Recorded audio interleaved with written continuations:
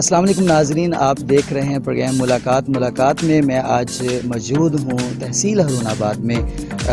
یہ ایک لاج محل قلعہ ہے، میں لاج محل کے اندر موجود ہوں اور آپ کو دکھاتے ہیں کہ اس کا جو مین گیٹ ہے وہ بہت ہی خوبصورت اور بہت ہی ملٹی کلر میں بنا ہوا ہے اور بہت رنگینیاں ہیں اس کے گیٹ میں، بہت خوبصورت ہے۔ اور اس کا نقشہ کہاں سے لیا یہ بھی ہم جانیں گے۔ یہ دیکھیں جی، یہاں پارک بھی بنا ہوا ہے اور یہاں جو ہیں کچھ جانور بھی انہوں نے رکھے ہوئے ہیں، پرندے بھی، مور بہت خوبصورت انداز میں ہے۔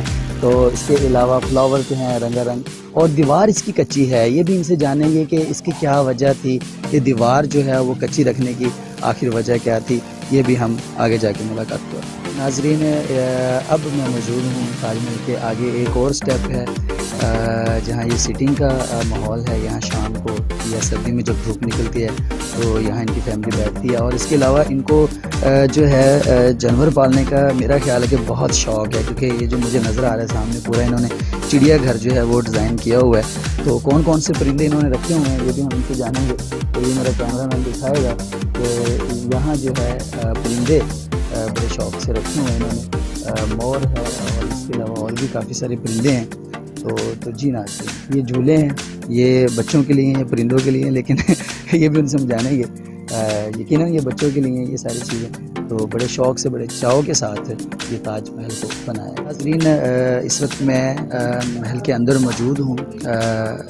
یہ ایک ڈرائنگ روم ہے ان کا، بہت زبردست قسم کا بنا ہوا ہے۔ اور جو سیٹنگ کے لیے یہ چیئر ہیں، یہ دیکھیں کتنی ڈیزائننگ ہے، اور ان سے پوچھیں گے کہ یہ ڈیزائننگ دکھاتے ہیں۔ یہاں کا فرنیچر جو ہے یہ خاص قسم کی لکڑی ہے اور بہت ہی اس کے اوپر محنت کی ہوئی ہے۔ اور یہ چھوٹا سا جگ پڑا ہے اور 2 گلاس پڑے ہیں ساتھ۔ اس کا سارے کی وجہ جو ہے نا، یہ تو ہم مریم لاج صاحبہ سے پوچھیں گے۔ اور ساتھ یہ بہت زبردست جو ہے ادھر بنا ہوا ہے صوفہ ہے، بیٹھ کے دیکھتے ہیں کیسا لگتا ہے، بہت زبردست قسم ہے۔ اور ساتھ اس کے لائبریری بھی ہے۔ میرا خیال ہے کہ مریم لاج صاحبہ کو بہت شوق ہے پڑھنے کا، اور بہت اچھی انہوں نے بکس بھی رکھی ہوئی ہیں۔ یہ ان کی اپنی لائبریری ہے۔ جو کتابوں سے پیار کرتا ہے نا، وہ کبھی دکھی نہیں ہوتا، سیڈ نہیں ہوتا۔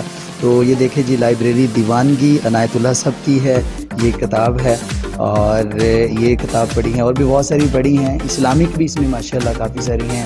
اور یہ لائبریری آپ کو دکھاتے ہیں، ڈائجسٹ بھی پڑھے ہیں یہاں، اور بہت ساری مطلب سٹوریز کی یہاں بکس پڑھی ہیں۔ یہ جھولا ہے، یہ کس لیے تھا، مطلب ان کے بچوں کے لیے جب چھوٹے ہوتے تھے، شاید یہ ان کے لیے۔ تو بہت ہی لگاؤ سے، بہت ہی چاؤ کے ساتھ اس فرنیچر کو خریدا گیا، اور جہاں تک کہ مجھے تو یوں لگتا ہے کہ یہ خود انہوں نے ڈیزائن کروایا تھا، اور پتہ نہیں کس طرح قسم کا۔ اور یہ ٹیبل دکھائیں گے، ٹیبل کی جو نیچے کی خوبصورتی ہے کہ اس کو جو ہیں وہ دیکھیں کتنی خوبصورت یہ ٹیبل بنا ہوا ہے، اتنی شوق سے یہ ساری چیزیں تیار کی گئی ہیں۔ آخر کیوں، تو یہ ہم جانیں گے ان سے۔ اور یہ باکس پڑے ہوئے ہیں، اور ڈریسنگ روم کا جو ہے ڈریسنگ ٹیبل جو ہے وہ بہت زبردست ہے۔ اور جی دیکھیں، یہ کیمرہ مین مجھے سارا دکھائے گا۔ اور اس کے علاوہ یہ جو فرنیچر پڑا ہے یہ بھی بہت زبردست قسم کا ہے۔ آئی تھنک کہ یہ مجھے لگتا ہے کہ حکہ ہے، یہ حکے کو ڈیزائن کیا گیا ہے بڑی زبردست قسم سے۔ اگر میری انفارمیشن غلط ہے تو میں ضرور جانوں گا، لیکن میرا کیمرہ مین دکھائے گا کہ یہ کیا ہے، یہ ہم مریم صاحبہ سے جانیں گے۔ اور اس کے علاوہ یہ ان کے بچپن کی جو ہیں پکس لگی ہوئی ان کے بچوں کی، اور یہ بھی کیمرہ مین چھت کو بھی دکھائے گا، کتنی خوبصورت قسم کی یہ چھت بنائی گئی ہے، کتنی انویسٹمنٹ ہوئی ہے، یہ ہم ان سے جانیں گے۔ ابھی ہم چلتے ہیں آگے۔ ناظرین، اس وقت میں ڈائننگ روم میں موجود ہوں مریم صاحبہ کے، دکھائیں گے ہم کو یہ فرنیچر، اور یہ ڈائننگ ٹیبل، یہ ڈائننگ چیئر جو ہیں، چیئر بہت زبردست قسم کی ہیں، پیور لکڑی کی ہیں، کسی خاص قسم کی یہ لکڑی ہے۔ کتنی کاسٹ ہوگی ان پہ یہ میں نہیں جانتا۔ اور یہ دیکھیں جی، وہ جو پتل کے برتن ہوتے تھے پرانے زمانے کے، یہ بالٹی پڑی ہے اور ٹرے ہیں اور بھی بہت کچھ ہے، بہت چیزیں سنبھال کے رکھی ہوں. اس کے علاوہ ڈائننگ روم کا جو ہے اور چیزیں میں آپ کو دکھاتے ہیں. مگ پڑا ہے، اس میں اور برتن پڑے ہیں لیکن وہ کچھ پرانی قسم کے ہیں. اور اس کے علاوہ ہم آپ کو دکھائیں گے یہ والا، دیکھیں کھڑکیوں کا جو سین ہے. اگر یہاں گرمی لگ رہی ہو بیٹھنے میں یا جیسے لائٹ چلی جائے تو یہ ڈور اوپن کر کے دکھا سکتے ہیں، مطلب کہ ہوا کے لیے جو ہے وہ بہت زبردست قسم کی یہ جو ونڈو بھی لگی ہوئی ہے. اور یہ ڈائننگ روم کی چیئر ہیں. اور اس کے علاوہ آپ کو چنگیرے دکھاتے ہیں کہ مطلب کس طرح انہوں نے یہ چیزیں اکٹھی کی، اتنا زبردست. یہ بھی پرانے دور کی ہیں تو یہ بھی آج تک موجود ہیں یہاں. یہ کن کی یاد تازہ کرنی ہے پرانے دور کی، ہمارے پنجاب کے کلچر کی. تو آئیے ہم آپ کو مزید وزٹ کرواتے ہیں آگے. تو جی ناظرین، آپ کو وزٹ کروایا لاج محل. تو ملاقات پروگرام میں اب ملاقات کروائیں گے جو مالکہ ہیں مریم لاج اس محل کی. تو آئیے ان سے پوچھتے ہیں، ان سے ملاقات کرواتے ہیں. جی السلام علیکم. جی وعلیکم السلام، کیسے ہیں آپ؟ جی الحمدللہ میڈم، بہت شکریہ آپ نے ہمیں وقت دیا. تو میڈم یہ میں جانوں گا کہ ماشاءاللہ بہت خوبصورت آپ نے یہ محل تیار کیا. یہ کتنے رقم میں ہے؟ یہ 3 ایکڑ میں. ہاں جی، 24 کنال مطلب. ٹھیک ہے. اس کا نقشہ آپ نے خود ڈیزائن کروایا یا کسی سے آپ نے نقشہ لیا؟ مزے کی بات ہے بھائی یہ کہ اس کا نقشہ کدھر بھی نہیں ملے گا آپ کو. کسی آرکیٹیکٹ سے ہم نے اس کا نقشہ نہیں لیا. اس کو صرف ہاتھوں اور پاؤں سے ناپ کے ہم نے اس کے سائزز لیے ہیں. تو اپنے ذہن کی سکیچنگ تھی جو مطلب جو آپ وجود میں آیا چیز. تو اس کی کبھی بھی کوئی آرکیٹیکٹ اس چیز میں شامل نہیں ہے اور نہ ہی ہم نے کبھی نقشہ لیا. میڈم ہر ایک عمل کے پیچھے رد عمل ہوتا ہے. یہ آپ نے محل کی جو دیواریں کچی رکھی ہیں اس میں کیا راز ہے؟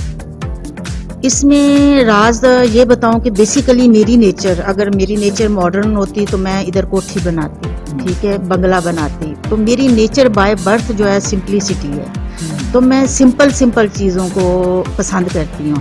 تو دیواروں کو بھی کچا رکھنے کا، جہاں ادھر اندر اتنا خرچہ ہو گیا ہے تو دیواروں کو بھی کچا رکھنے کا مقصد صرف یہ تھا کہ کوئی سادگی نظر آئے، کوئی اپنائیت نظر آئے، مٹی کی خوشبو نظر آئے.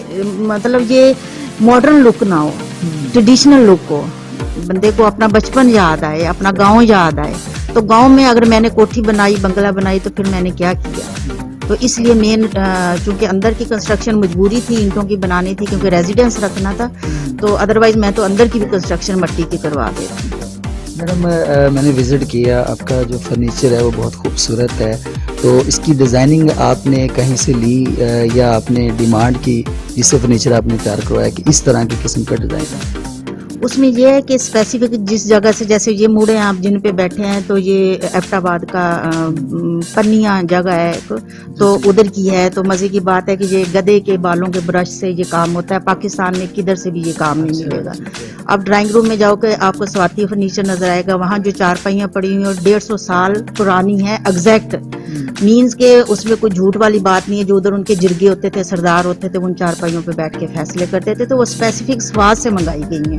ایون جھولا دیکھو گے وہ بھی اتنا ہی پرانا ہے. چنیوٹی سامان ہے، گجراتی سامان ہے، پنجابی ہے. کراچی کا کلچر مجھے اتنا نہیں ملا تو میں نے پھر وہ کچن کی کیبنٹ ہے وہ سندھی اجرک کی میں نے شیٹ کے لگوا لی. مطلب مجھے کچھ بھی ماڈرن نہیں چاہیے تھا. تو میں نے کوشش کی کہ ہر جگہ کا کلچر، جب میرا ڈرائنگ روم ہے تو وہ آپ کو KPK کا کلچر دے گا. ادھر آئیں گے تو آپ پنجاب میں آ جائیں گے، اندر جائیں گے تو آپ سندھ میں چلے جائیں گے. تو مین یہ پاکستان سے ہی لیا گیا ہے. اپنے ذہن کو یوز ضرور کیا گیا ہے لیکن اس جگہ پہ جانا پڑا جس جگہ میں یہ چیز بنتی ہے. جب کوئی تفریح کے لیے آتا ہے جیسے میں تھا تو مجھے پاکستان کا پورا کلچر نظر آیا، وہاں بہت خوشی ہوئی. اس کے لیے میں آپ کا اپریشیٹ کرتا ہوں. یہ خیال کیسے آیا؟ کیونکہ میں نے ایسی چیز نہیں دیکھی تھی اور مجھے کچھ یونیک کرنے کا شروع سے ہی شوق تھا. ہلکے پھلکا میں کرتی بھی رہتی تھی.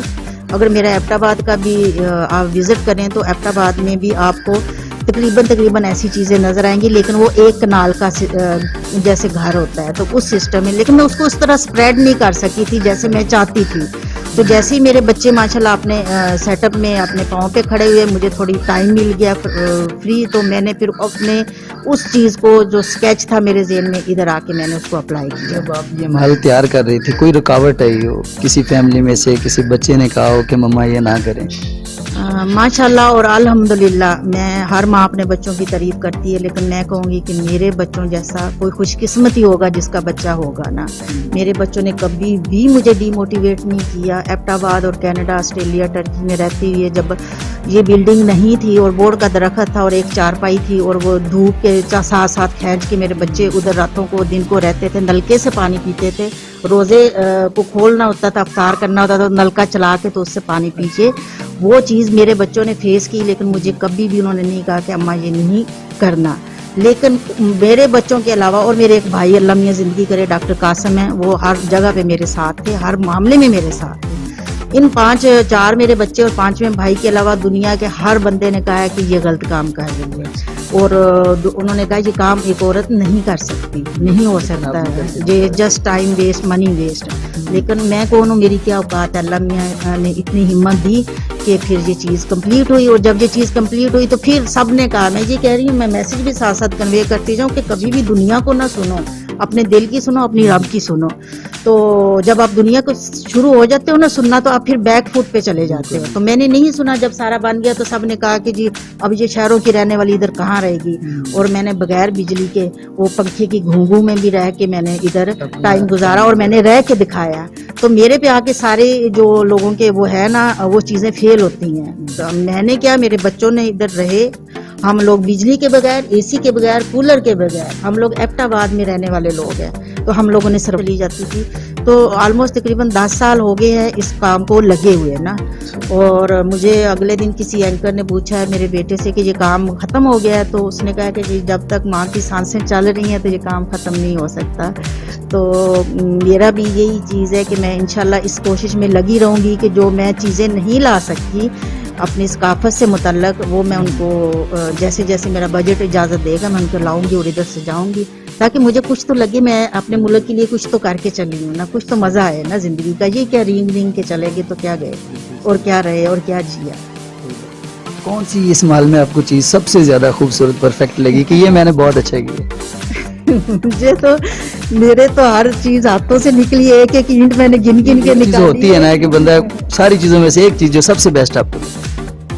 ये बहुत सबसे मुश्किल क्वेश्चन है आपका। तो सबसे मज़े की चीज़ ये जिधर हम बैठे हैं ना, इसका व्यू बहुत ज़बरदस्त है। इधर से वो आप रोड को भी देख सकते हो, इधर से आप अपने किचन को भी देख सकते हो।